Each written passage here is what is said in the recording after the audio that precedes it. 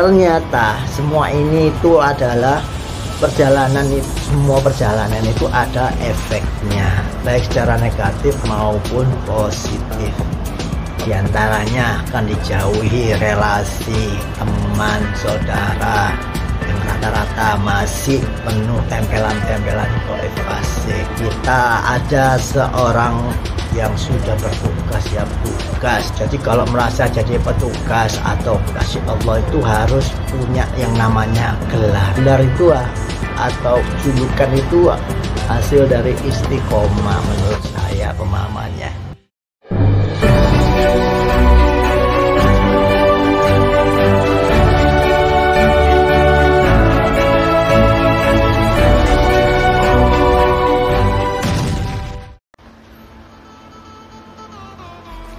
Assalamualaikum warahmatullahi wabarakatuh.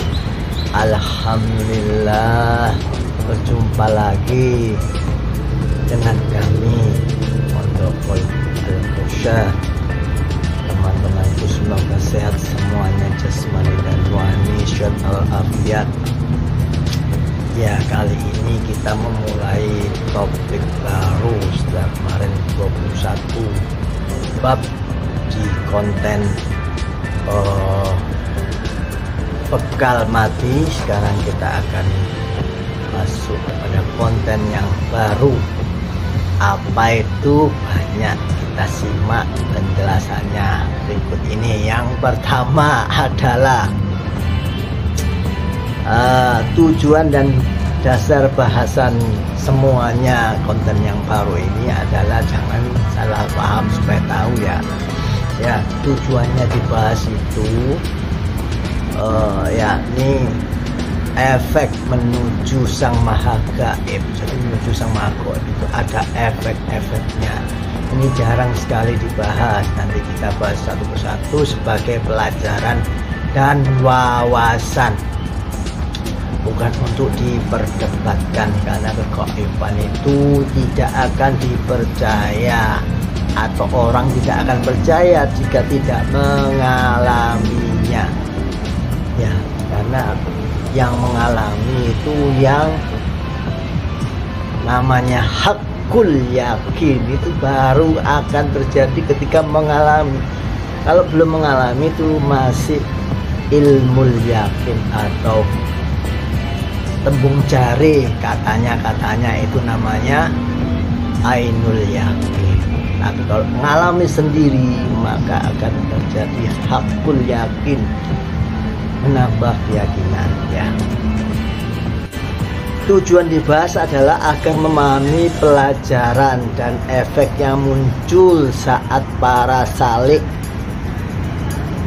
juga termasuk pendahulu kita ya, para aulia itu akan mengalami dalam perjalanan fafiru ilallah, berlari menuju Allah. Semuanya akan mengalami. Jangan khawatir, kita akan saling menyemangati, saling mengingatkan dan saling berbagi supaya sama-sama tahu. Kalau nggak tahu itu nanti kaget efeknya, kemudian efeknya macam-macam, terus akhirnya jadi perdebatan, pertengkaran, akhirnya pindah jalur. Itu yang kurang berkomunikasi sama teman, atau namanya tadabbur wa tafakkur. Itu manfaatnya supaya kita saling mengetahui. Jadi yang sudah lewat suatu perjalanan atau jalan itu ya bercerita, dipercaya atau tidak, bahwa buat wawasan, siapa tahu nanti suatu saat melewatinya. Maksudnya begitu, bukan sombong. Jadi harus husnudon, jangan sampai suudon ya, karena itu sifatnya yang negatif. Di kemudian ya bab nomor 2 lah, kisah ruhania ini apa permasalahannya, maksudnya kejadiannya lah. Ya, awal ini saya ceritakan ya, itu awalan sebelum masuk jamaah beliau itu tahun 2010 itu saya rugi besar usaha ya. 2010 ini pertama kali masuk jalur Toreko itu saya kembali ke titik nol, rugi sekian M ya.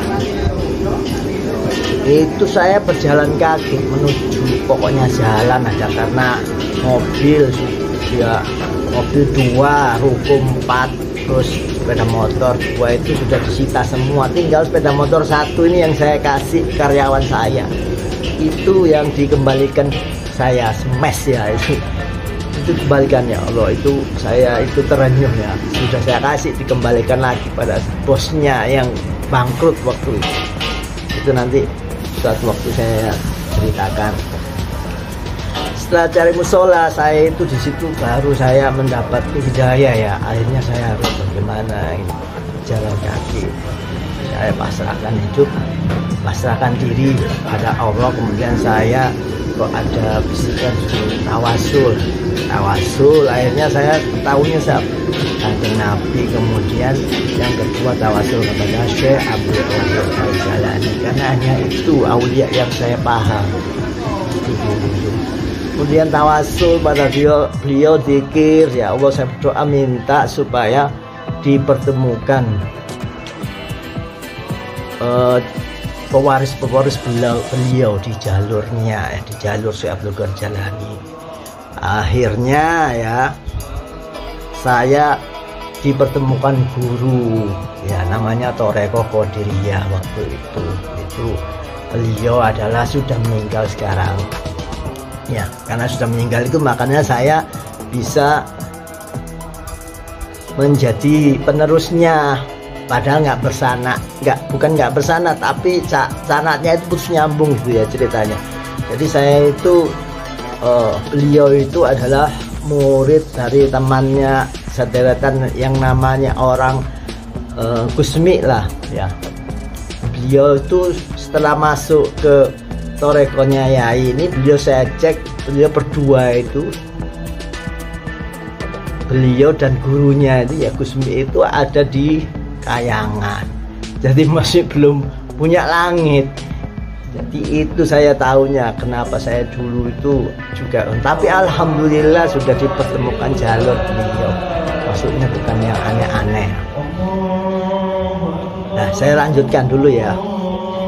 Nah, setelah itu saya masuk jalur beliau ya, Toreko Qadiriyah itu yang belum jelas sanadnya, belum jelas artinya itu mengangkat-ngangkat sendiri gitu loh. Banyak orang yang ngangkat-ngangkat sendiri, tapi ya memang guru muridnya gitu. Tapi kejelasan ya dari Sedang Langit itu belum. Ya, jadi kemudian saya menjadi pendakwah Toreko Qadiriyah, ceramah dakwah bab pertorekoan. Makanya beberapa bab toreko itu saya tahu, paham ya. Dan semakin tahu, semakin kesini semakin tahu, semakin ikut kiai itu semakin tahu bab mana saja yang toreko, ilmu toreko yang palsu, hasil rekayasa pasukan bertanduk supaya menjerumuskan pelaku rohani ke dalam kesesatan. Itu mereka punya programnya, dan sekarang saya tahu, saya bilang-bilang oh yang ini yang benar, yang ini yang salah. Yang salah tidak saya kemukakan, yang saya sampaikan atau tablik adalah yang benar-benar. Ini menurut pemahaman saya, mudah-mudahan saya diberi terus pemahaman yang benar. Saya berdoa terus ya Allah, bila saya pemahaman seperti para nabi dan daya ingat seperti para rasul. Jadi saya itu kadang-kadang kok ingat sendiri dahulu beliau semacam ya, ingatan itu ya beda ya. Kadang-kadang teman-teman kan banyak yang walaupun senior-senior ya lupa bahwa itu pernah disampaikan. Jadi ya ketika saya jelaskan ini begini katanya, itu mana daunnya tanggal berapa beberapa saya sampaikan diam karena beliaunya lupa. Jadi ingatan itu adalah salah satu ciri khas dari jalur kemursidannya, jalurnya para rasul itu ingatannya encer, tidak pelupa. Saya lanjutkan ya. Setelah itu sekian waktu ya, itu kan tahun 2010 itu bangkrut, kemudian masuk Toreko. Toreko itu sudah mulai usaha saya kembali naik lagi ya, ceritanya ketika naik itu saya selanjutnya menjadi seorang mursyid Toreko Qadiriyah yang aspal, ngangkat sendiri. Waktu itu ya begitu, karena ketidaktahuan bahwa mursyid itu harus angkat lidah di langit, karena nggak tahu ya, tipu muslihat lah. Jadi memimpin rutinan jamaah namanya sholawat sultan. Rutinan itu saya punya jamaah juga, jadi banyak. Namun ketika saya masuk ke rekonya Yai, teman-teman beliau jamaah saya ajak semua, saya tarik masuk, itu pada ndak mau. Akhirnya ya itu hanya saya menjelaskan, tidak boleh memaksa, hanya mengajak saja. Kalau tidak mau ya tidak apa-apa. Jadi itu teman-teman saya itu sudah terbiasa pertorekoan sebenarnya ya. Dari zaman 2012 lah kira-kira itu sampai ke arah sini itu ya. Kemudian alhamdulillah setelah diselamatkan Allah ya, tidak menjadi mursyid ya. Saya itu tidak menjadi mursyid itu karena dibangkrutkan kembali sama Allah, ceritanya itu. Jadi mengalami kebangkrutan yang kedua tahun 2020 ketika COVID gencar-gencarnya itu.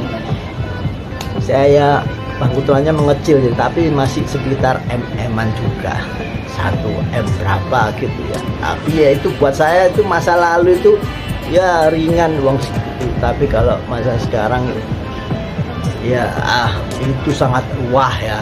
Tapi itu tidak menjadi pengaruh, karena saya juga pernah pegang uang yang besar, jadi uang yang kecil pun tidak masalah, bahkan nggak ada uang tidak masalah. Kalau sekarang akibat pelajaran dari ngedan, nah itu penting teman-teman. Oke, selanjutnya saya lanjutkan ya. Kemudian ya ketika masuk Toreko Yai itu, karena saya sudah punya wawasan lah, nah itu saya berusaha mengenulkan diri. Apa mengenulkan diri? Jadi seperti saya ingat pelajaran dari Imam Ghazali ya, melepas jubahnya, kemudian ngepel pakai jubah ya. Saya suruh berusaha begitu, saya lepas jubah-jubah saya, kebesaran waktu ngaji sama gus-gus sama kiai-kiai itu saya pakai baju bagus-bagus. Akhirnya waktu masuk menjadi mulai awal mandi tobat itu saya melepaskan semuanya, menjadi orang nol lagi, orang bodoh lah. Anggap saya, ilmu saya itu salah semua dulu, karena ditemukan beliau ya, Mayai. Kemudian saat meduman pertama kali itu saya dibilang begini sama Goib, kamu itu sudah sakti, ilmumu banyak, makanya dulu saya bisa mengobati orang, padahal saya nggak tahu sakti itu apa gitu. Ya ternyata dari hasil-hasil tirakat, hizib dan lain sebagainya itu mengeluarkan kodam-kodam. Ternyata sekarang kan tahunya begitu, tidak tahu. Kemudian berikutnya saat puasa tingkatan itu sering merasakan pusing, sakit, yang macam-macam, sehingga saya sering ke majelis. Karena apa ya, nggak kuat, karena menghadapi sendiri ke majelis itu jadi netral. Pulang itu nanti sehari dikit pusing lagi ya, namanya masih belajar, lafadznya belum pas ya mungkin ya, sehingga yang masuk itu tambah besar-besar. Kemudian dengan perjalanan waktu ya alhamdulillah diberi pencerahan ya. Kemudian ternyata semua ini itu adalah perjalanan, semua perjalanan itu ada efeknya, baik secara negatif maupun positif. Di antaranya akan dijauhi relasi teman, saudara yang rata-rata masih penuh tempelan-tempelan gaib pasif. Nah, hari ini semua ini cerita aja ya. Kita ada seorang yang sudah bertugas ya, petugas. Jadi kalau merasa jadi petugas atau kasih Allah itu harus punya yang namanya gelar. Kalau belum punya gelar ya namanya belum bertugas lah.